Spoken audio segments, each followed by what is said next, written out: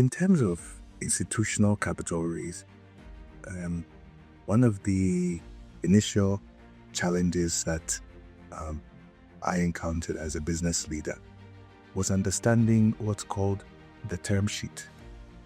And it wasn't so much just figuring out all the legalese, but it was more about figuring out the implications. And the most challenging concept really for me initially was market value. And by the time I thought I had come to understand it, I realized it was that simple. It is just that market value. And it was the question, is there a market or is there not? If there is a market, it typically means that you can attract multiple offers. So if you have offer A versus offer B, the market value you can determine is the higher of the two. But if you have only offer A, then there is no market. So whatever you as an entrepreneur, as a founder have in your head is what's in the head. Even what you believe, and that's often the challenge. You believe your words so much. Maybe you've done some analysis, you looked at what's called comparables, you've looked at them. Typically, if you are in a innovation organization, you may have to look at other markets. You might not find that maybe your core innovation is easy to measure, especially when companies in your sector are not listed in the local stock exchange. So these are the earlier days where at certain depths of technology, in our context, in our part of the world, there were not many companies focused on original development of significant technologies. And so trying to come up with what you're worth was tricky. Now, the ancillary to that was this term in the term sheets I was looking at called the liquidation preference. And it just looked troublesome.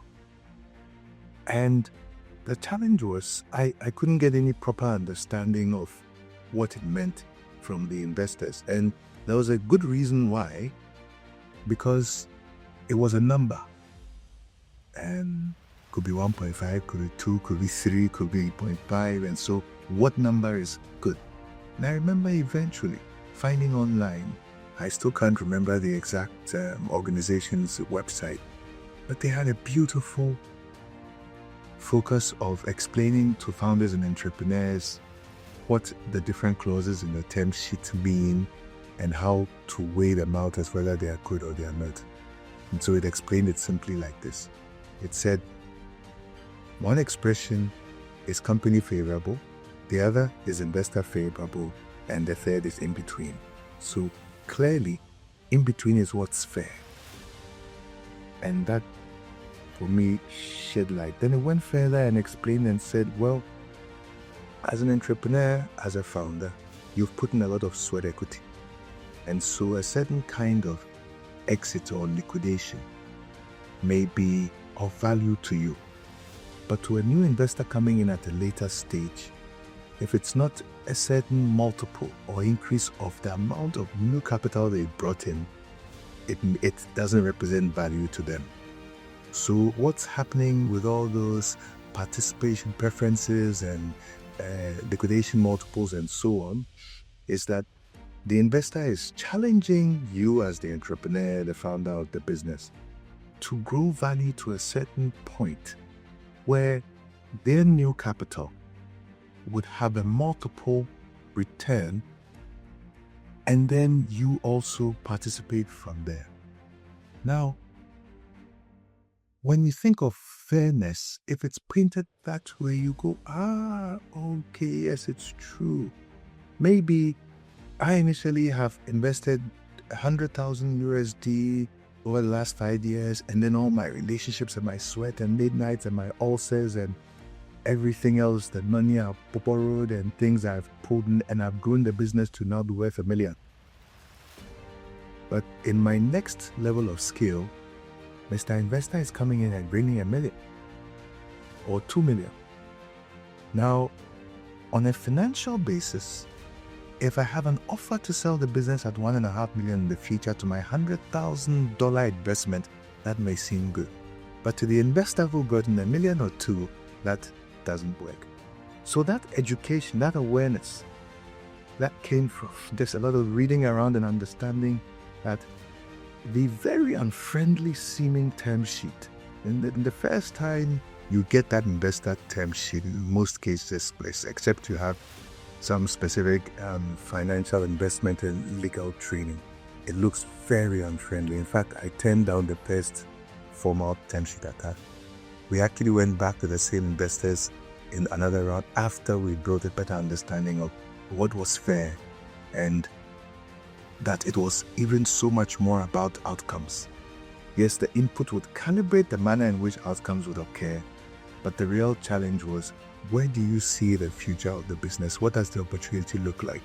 And all of that thinking and framing has to come into understanding your term sheet. I wish, and I think today it's changed a bit. I think there's a whole lot more education, but in our time, there wasn't a lot of understanding.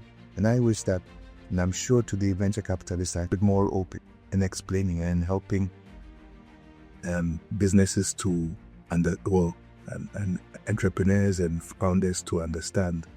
A short story to go with it. So in our Series A, I remember I'd had some calls and a few meetings with a team from Intel Capital.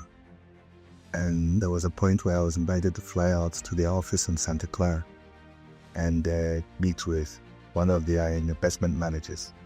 So you can imagine, after all the experiences I had spent a lot of time putting together a really neat PowerPoint, the details to explain the products, the opportunities where we've been, good skill plans and everything.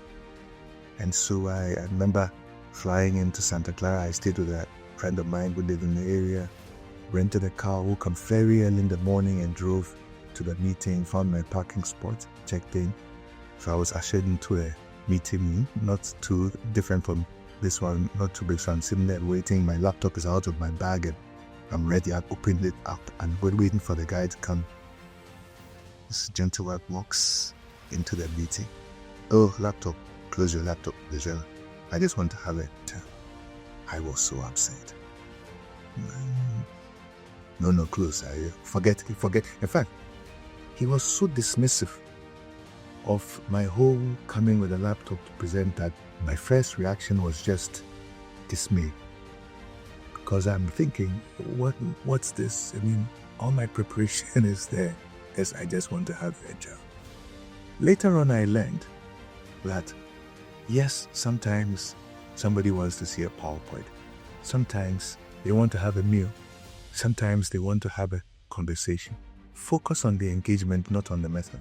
So in making your pitch, it's so important to be focused on your audience, including the dynamic nature of your audience.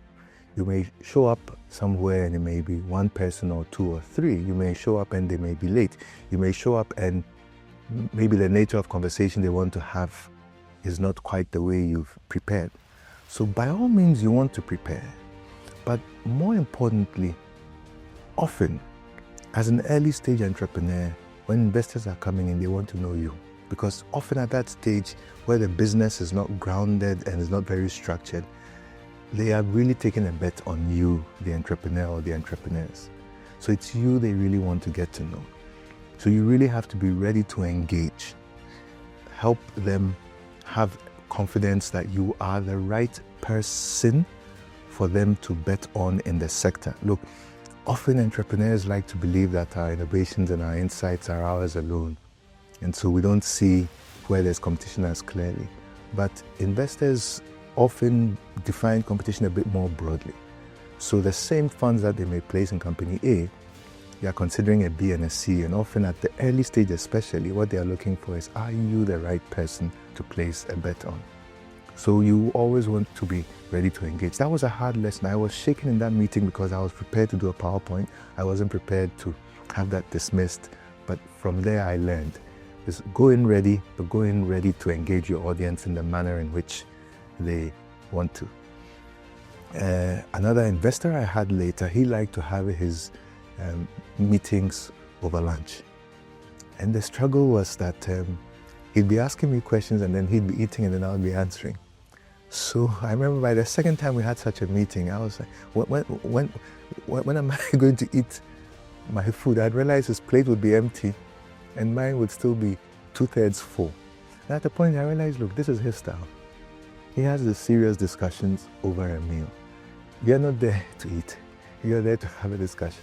At least get to the point where you've addressed the things they want to understand and then relax and have your meal. And so there were all these different experiences, of these early engagements where you're trying to convince people of plans that you understand deeply, but they are coming to place a bet on you. There are different styles and you really want to be oriented, and ready to engage your potential investors or your investors in the different ways in which they are trying to understand your opportunity in the market.